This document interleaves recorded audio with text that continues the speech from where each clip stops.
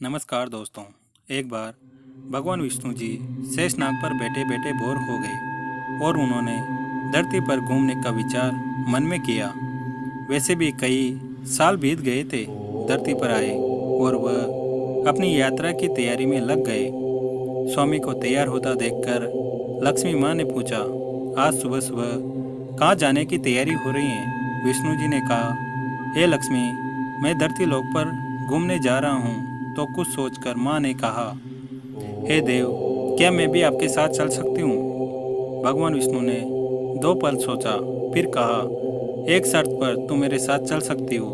तुम धरती पर पहुंचकर उत्तर दिशा की ओर बिल्कुल मत देखना। इसके साथ ही माता लक्ष्मी ने हाँ कहकर अपनी मनवा ली और सुबह सुबह माँ लक्ष्मी और भगवान विष्णु धरती पर पहुंच गए। अभी सूर्य देवता निकल रहे थे। रात बरसात होकर हटी थी। चारों ओर हरियाली हरियाली थी। उस समय चारों ओर बहुत शांति थी और धरती बहुत ही सुंदर दिख रही थी। और माँ लक्ष्मी मंत्रमुग्ध होकर धरती को देख रही थी और भूल गई कि पति को क्या वचन देकर आई हैं।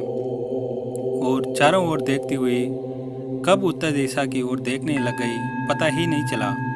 उत्तर दिशा में माँ लक्ष्मी को एक सुंदर सा बगीचा नजर आया और उस तरफ से भीनी भीनी खुशबू आ रही थी और बहुत ही सुंदर सुंदर फूल खिले थे। यह एक फूलों का खेत था और माँ लक्ष्मी बिना सोचे समझे उस खेत में गई और एक सुंदर सा फूल तोड़ लाई।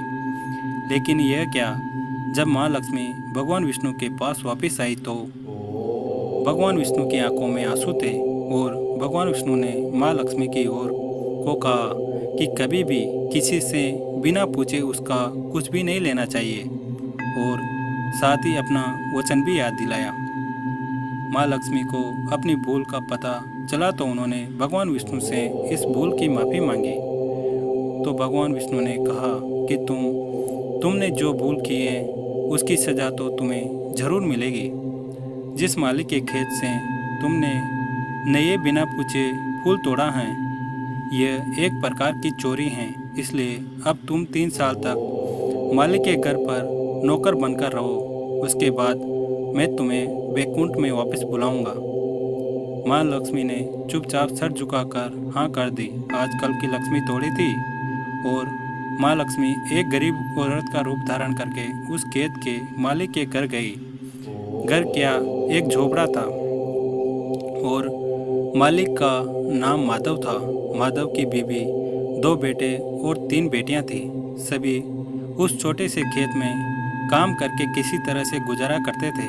माँ लक्ष्मी जब एक साधारण औरत का रूप धारण करके गई, जब माधव को के झोपड़े पर गई तो माधव ने पूछा, बहन तुम कौन हो और इस समय तुम्हें क्या चाहिए?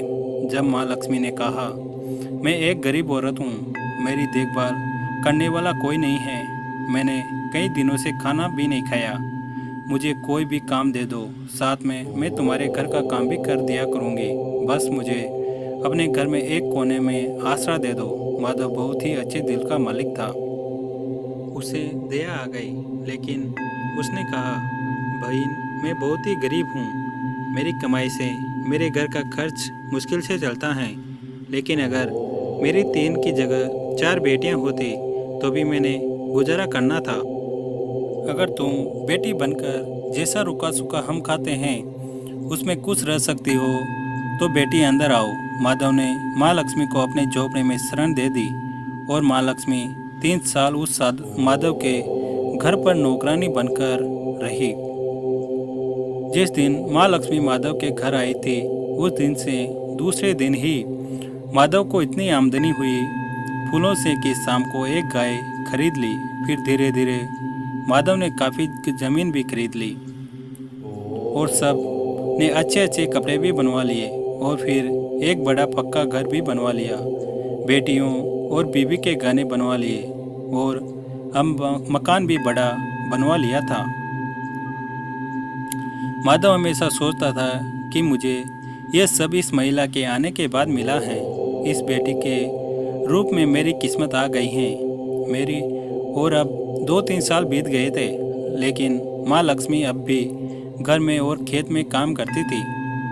एक दिन माधव जब अपने खेतों से काम खत्म करके घर आया तो उसने अपने घर के सामने द्वार पर एक देवी स्वरूप गनों से लदी एक औरत को देखा। ध्यान से देखकर पहचान गया कि अरे ये तो मेरी मुंह बोली चौथी बेटी यानी वही औरत हैं, और पहचान गया कि ये तो माँ लक्ष्मी हैं। अब माधव का पूरा परिवार बाहर आ गया और सब हैरान होकर माँ लक्ष्मी को देख रहे थे। माधव बोला, माँ हमें माफ कर, हमने तेरे से अनजाने में घर और खेत का काम करवाया। माँ ये कैसा अपराध हो गया, माँ हम सबको माफ कर दे। अब माँ लक्ष्मी मुस्कुराई और बोली, माधव तुम बहुत ही अच्छे और दयालु व्यक्ति हो। तुमने मुझे अपनी बेटी की तरह ही रखा, अपने परिवार का सदस्य की तरह। इसके बदले मैं तुम्हें वरदान देती हूँ कि तुम्हारे पास कभी भी खुशियों की और धन की कमी नहीं रहेगी। तुम्हें सारे सुख मिलेंगे जिसके तुम हकदार हो। फिर माँ ने अपने स्वामी के द्वारा भेजे रथ में बैठकर बैकुंठ लौट गई। अगर आपको हमारी कहानी अच्छी लगी है तो लाइक करें और चैनल को सब्सक्राइब करें। धन्यवाद।